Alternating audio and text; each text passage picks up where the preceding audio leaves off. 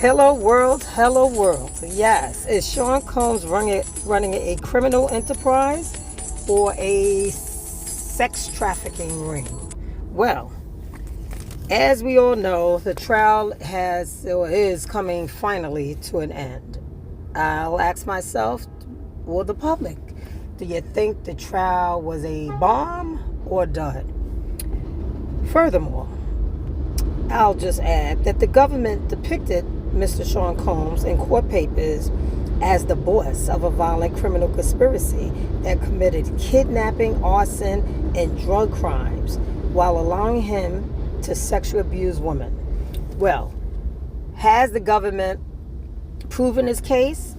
Well, based on the evidence that we have seen from Eddie Garcia, who was clearly complicit in being paid $100,000 in addition to signing a non-disclosure form, had provided Diddy with the video back when this had happened in 2016.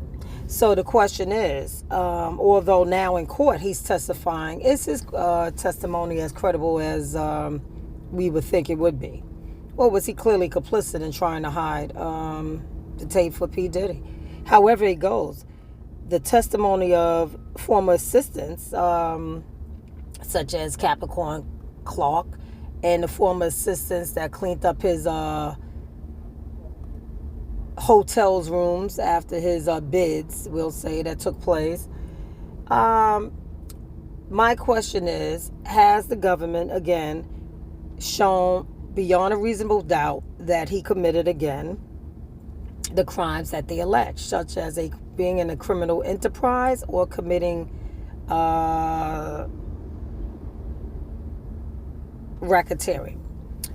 Again, based on the evidence provided by additional parties' testimonies, other than Cassie, we'll say the testimony of the pseudonym used by the individual Jane and Mia and others was also, their testimonies, quite questionable. Again, although Jane testified, you have to question her testimony.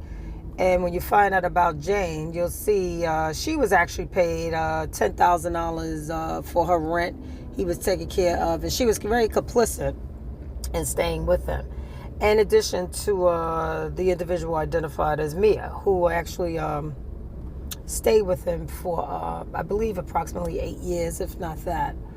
And so the question remains, if I was a jury, as a juror, based on the evidence provided, has it reached the level of beyond a reasonable doubt of him committing any type of criminal enterprise? I haven't thus seen it.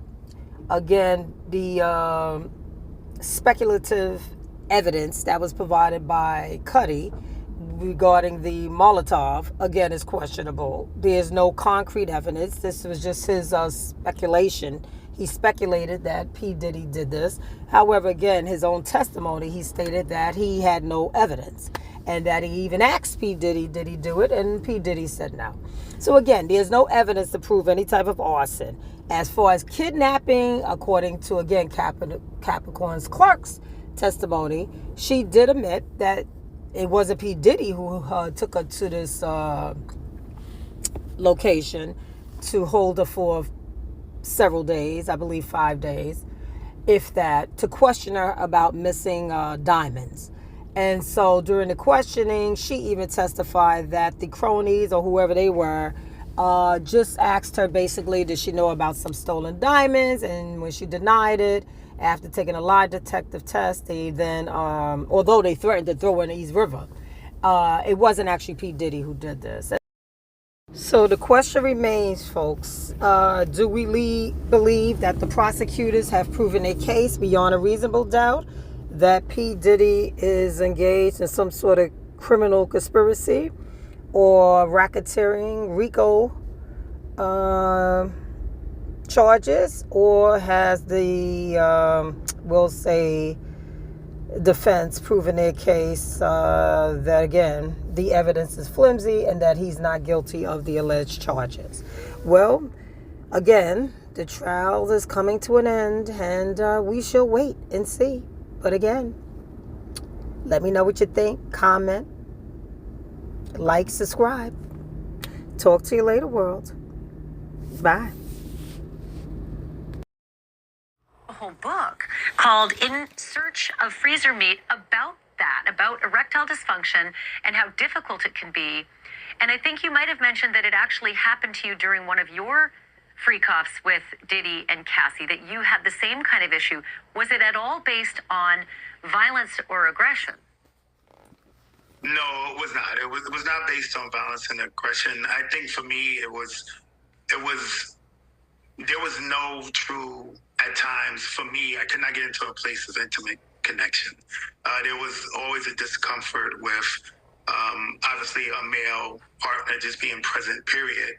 And then, like I said, with the direction, the move to the left, the move to the right, to do this, to do that, in terms of me maintaining like an erotic space of being turned on or whatever, it was difficult. So it was just more of, it felt like acting opposed to a actual natural sexual scenario.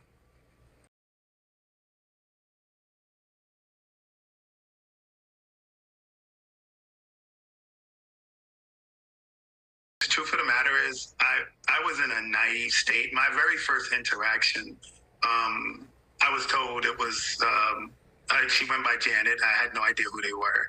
And she introduced herself as Janet and said this was her birthday and this was something special her and her husband was doing. So the majority of the time, actually the entire time, even when I found out who they were initially, I really believed I was the only guy they were involved with. I thought this was some. But had you ever heard of had you ever heard of an escort named Jules? I have not. I'm not in the male escort business. I'm actually a stripper that took a proposition, but it's not somebody I would commingle with in terms of interactions. And then last quick question, sir. Did the feds offer you immunity at all at any step of the way as they were, prepping you to be a witness for this trial? No, there was no talk of immunity of anything. From what I understood, I was not charged with any crime or there was any issue where I would need immunity in regards to this matter.